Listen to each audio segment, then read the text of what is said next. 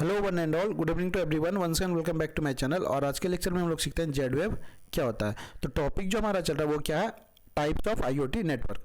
और उसमें दो तरह का होता है, एक होता है low power short range network, एक होता है low power wide area network. तो हमारा अभी पहला टॉपिक चल रहा है, इसमें 5 है जिसमें हम लोग 3 ऑलरेडी कवर कर चुके हैं। जो 3 कवर कर चुके हैं वो कौन कौन सा है, ब्लूटूथ, एनएफसी और वाईफाई। आज जो बारी हमारी चौथे की वो है जेड वेव।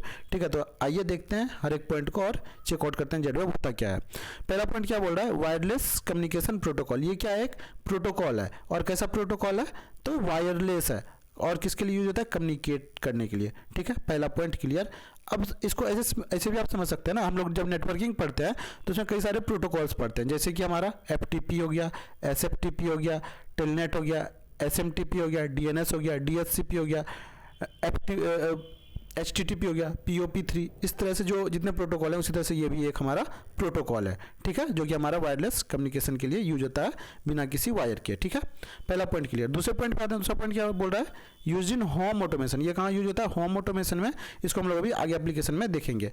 उसके बाद क्या बोल रहा है, Z wave uses low frequency radio band. ये लो फ्रीक्वेंसी रेडियो बैंड को यूज करता है कम्युनिकेट करने के लिए। ठीक है, आगे क्या बोल रहा है, create mesh network. Mesh network क्या होता है हम अभी आपको एक्सप्लेन कर देते हैं। जब हम लोग नेटवर्किंग पढ़ रहे थे तब भी हमने देखा था। अब सोचिए यहाँ पे 6 सिस्टम है, 1 2 3 4 5 एंड 6। अब देखिए 1 को देखिए तो 1 ना हमारा हर एक नोड से कनेक्टेड है, 2 से भी कनेक्टेड है, 3 से भी कनेक्टेड है, 4 से भी कनेक्टेड है, 5 से भी और 6 से भी।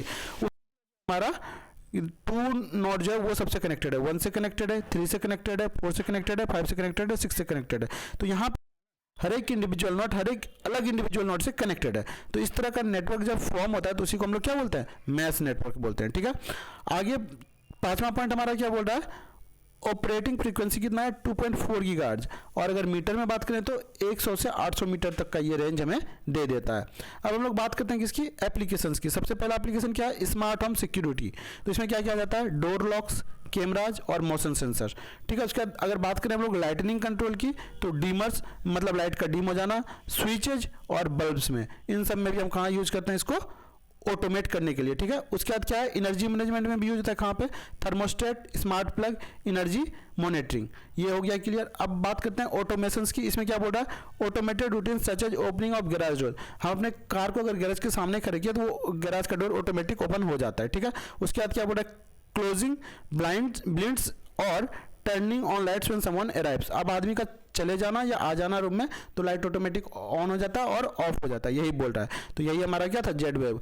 तो आप समझ सकते हैं जेड वेव का हमारी लाइफ में कितनी इंपॉर्टेंस है। तो आज के लिए इतना ही रखते हैं, bye bye and take care, see in the next video.